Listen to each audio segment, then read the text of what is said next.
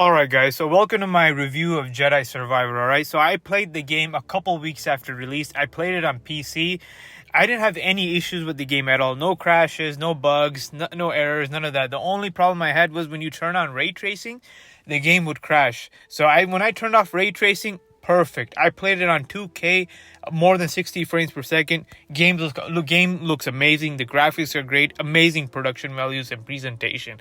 No complaints about that. But graphics aren't what makes the game, right? It's all about the gameplay, right? So let's get to the gameplay, all right? So the gameplay can be divided into two segments: the lightsaber combat and the cinematic platforming. And let's just talk about the cinematic platforming. It's if you played Uncharted, hell, if you played Jedi Fallen Order, you know what I mean. It's pretty much you're running through the corridors, you're jumping, you're doing wall runs, you're latching onto objects, you're climbing, you're sliding down, you're solving simple puzzles. You've seen this a billion times in games before, especially in those Sony exclusives, right? I mean, it gets boring, honestly. I feel like my mind was wandering when in these segments, right?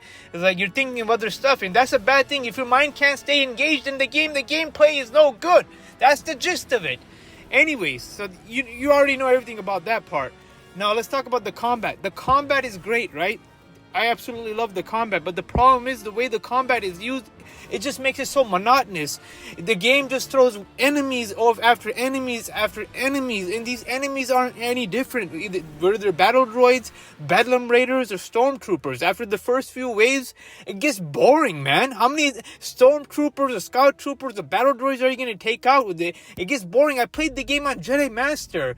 No matter how difficult it is, it's so easy to take out these enemies. Like, gosh, when is the game going to stop throwing waves of enemies at me? It gets boring. The only time the combat really shines is in the boss battles, because those encounters are unique and they require to use your head, because the stakes are so high and the boss patterns are so different. You're engaged, you want to beat him, you're at the edge of your chair. That's what I like. That's when the game really shines. But other than that, it's boring, man. It's really boring.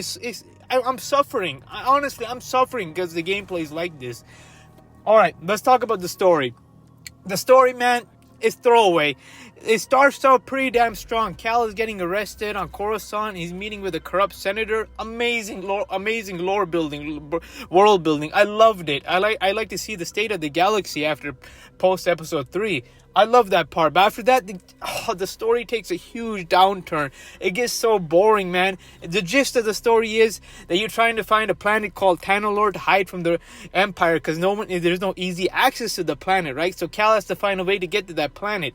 And that's pretty damn freaking boring. The stakes aren't high, man. Remember in Jedi Fallen Order, you had Inquisitors hunting for you?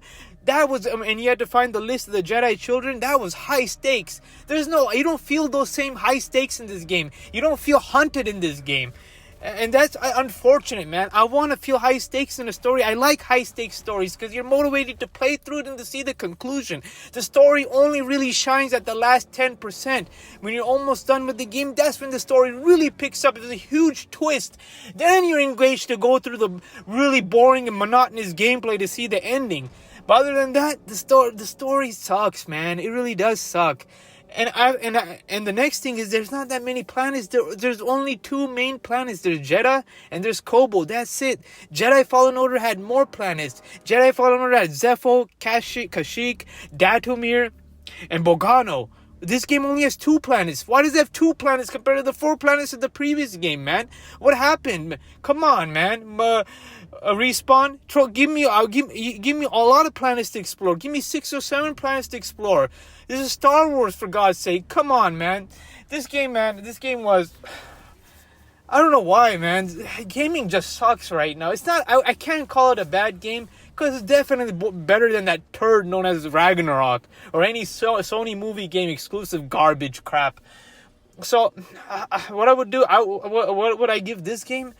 I would give this game a 6 out of 10, man. If they could make the platforming more engaging, there'd be more player agency, and make the combat system less monotonous, use it in a less monotonous way, then yeah, this game would get more points. And if the story had more stake in it, then yeah, it would have been a way better game. But right now, guys, I can't recommend you buy this for $70. Hell no.